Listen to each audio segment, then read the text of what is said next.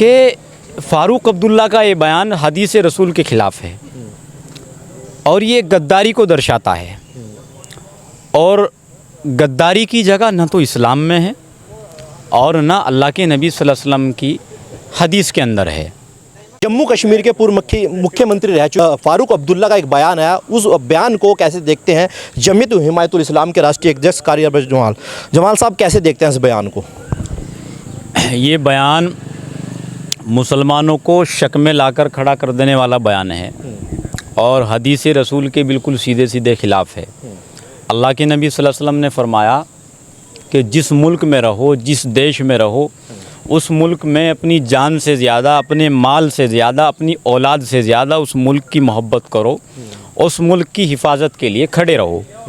और हुब्बुल वतनी निस्फुल ईमान, वतन से मोहब्बत करना ईमान का हिस्सा है। अब इससे साफ ज़ाहिर होता है कि फ़ारूक अब्दुल्ला का ये बयान हदीस रसूल के ख़िलाफ़ है और ये गद्दारी को दर्शाता है। और गद्दारी की जगह न तो इस्लाम में है और न अल्लाह के नबी सल्लल्लाहु अलैहि वसल्लम की हदीस के अंदर है।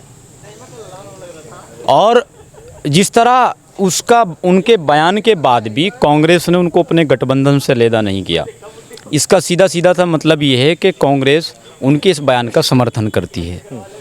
इसका मतलब साफ साफ तौर पर यह है कि कांग्रेस ये कह रही है कि पाकिस्तान ने चूड़ियाँ नहीं पहनी। इसका मतलब सीधा सीधा कि कांग्रेस की सोच पाकिस्तान के साथ है। अब कांग्रेस अगर सत्ता में आएगी तो आप समझ सकते हैं किसका विकास होगा। सीधे मतलब फ़ारूक अब्दुल्ला ने ही तो बयान दिया है, ये सत्ता वालों ने तो नहीं दिया। सत्ता वाले तो कह रहे हैं कि पीओके हमारा है और ये हमारा हिस्सा भी है, हमारा हक भी है। 1947 के बाद, बंटवारे के बाद, कुछ ही दिनों बाद जिस तरह नाजायज़ कब्ज़े के साथ पीओके को पाकिस्तान में मिलाया गया, उस वक़्त तमाम लोग खामोश रहे। तो ये तमाम उन लोगों के ऊपर सीधा सीधा एक निशाना है।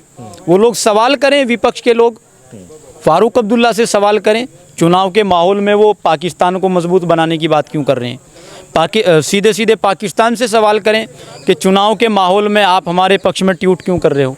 सीधा सीधा मतलब ये है ना कि कहीं ना कहीं पाकिस्तान की निगाहें भी अपनी तरक्की के योगदान के लिए कांग्रेस के ऊपर टिकी हुई है। अब देखिए, फ़ारूक अब्दुल्ला साहब ये भी कह रहे हैं कि उनके पास परमाणु बम है और दुर्भाग्यपूर्ण हम पर गिर भी सकते हैं। चलिए आगे बढ़िए।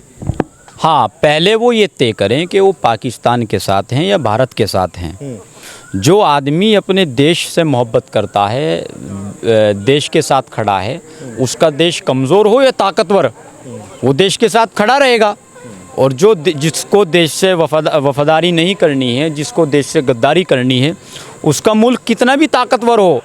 फ़ारूक अब्दुल्ला साहब को पता है कि भारत विकसित भारत बनने जा रहा है, उनको पता है कि भारत आज चौथे नंबर पर पहुंच गया है, लेकिन उसके बावजूद वो इस तरह के बयान दे रहे हैं। तो चलिए, आपने देखा ये थे जमीयत हिमायतुल इस्लाम के राष्ट्रीय अध्यक्ष कारी अब्बास जमाल, जिन्होंने फ़ारूक अब्दुल्ला के बयान पर बेबाकी से अपनी राय रखी। आपकी इस वीडियो में क्या राय है, आप भी अपनी राय जरूर रखें।